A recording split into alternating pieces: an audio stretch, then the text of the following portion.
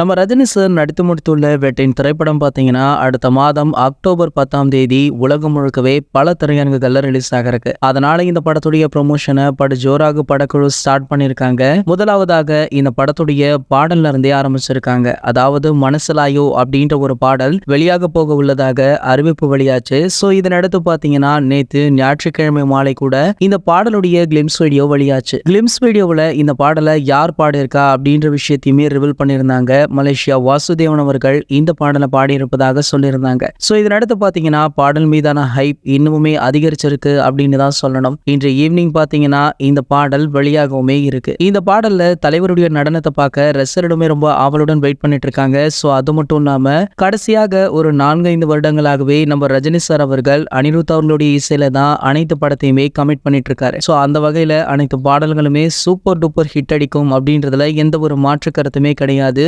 ஆகையால கண்டிப்பாக இந்த பாடலுமே வேற லெவல்ல இருக்கும் அப்படின்னு எதிர்பார்க்கறாங்க.